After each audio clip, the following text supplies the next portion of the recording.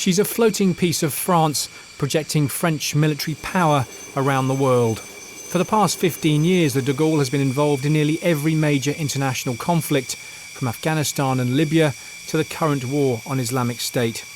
With a crew of 2,000, this is the only nuclear-powered carrier outside the US Navy. Her 24 Rafale fighter jets flying constant sorties over Iraq and Syria. As you know, an aircraft carrier is a political and strategic tool, and so that's why the President of the French Republic gave us the order to be engaged in the Operation Inherent Resolve. And with the carrier, France is bringing a significant increase in the French contribution to Operation Inherent Resolve. So you have the French Air Force and the French Naval Aviation, so that bring the total of fighters up to 36 aircraft. Below deck, two giant hangars cover an area the size of a football pitch. In here, the de Gaulle's 500 engineers maintain and repair her 5 squadrons of aircraft, from £70 million Rafale jets to E-2C Hawkeyes and helicopters.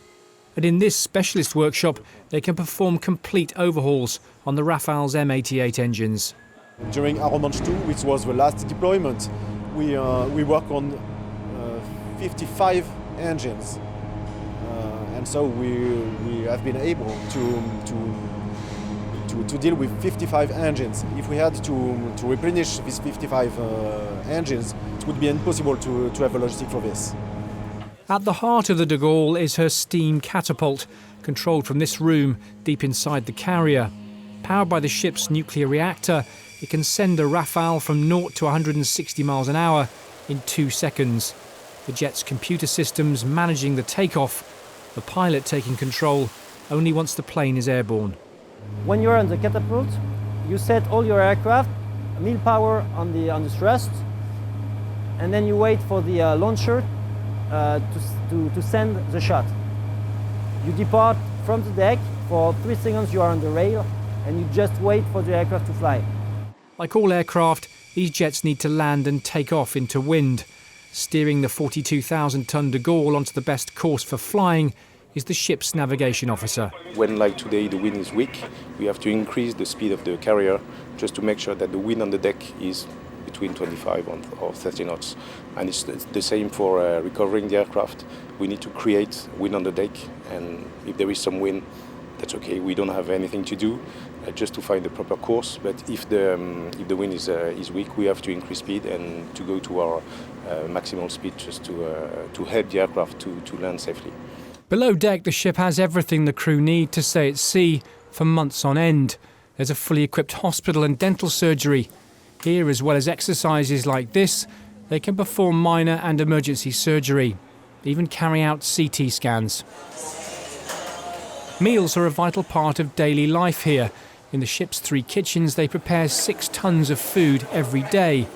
On board, they keep enough ingredients to feed the crew for weeks, including a supply of classic French cheeses.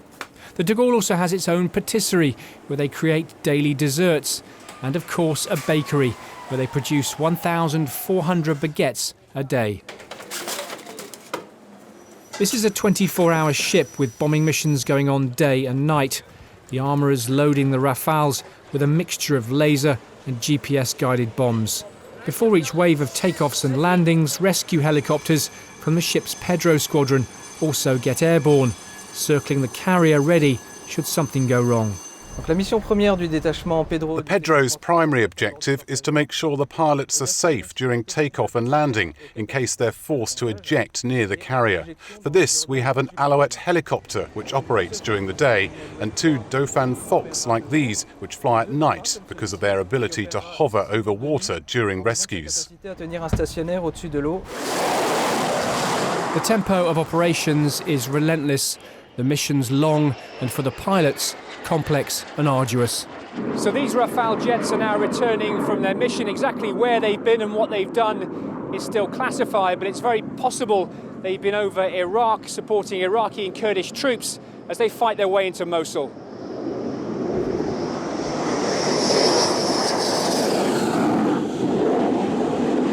Landing back on the carrier takes immense flying skill.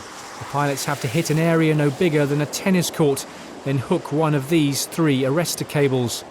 Each wire is 300 metres long and is attached to a system of hydraulics which can bring a 17-ton Rafale jet to a halt in seconds. The plane will be slowed down by this cable. It will pull down a piston, which will be ultimately slowed down by an hydraulic fluid, and the plane will slow down from 140 knots down to 0 in less than 2 seconds, 100 meters. And after that, the people here will check all the systems to make sure that the plane that will land 1 minute just after will safely catch the next gear. The De Gaulle is expected to remain in the Mediterranean until December. While the battle for Mosul is yet to be won, the coalition is also turning its sights increasingly toward Islamic State's headquarters in Syria, the city of Raqqa. For France, this carrier represents national defiance. These jets delivering a nation's response to a terror group they're determined will be defeated. Simon Newton, Forces News, aboard the Charles de Gaulle.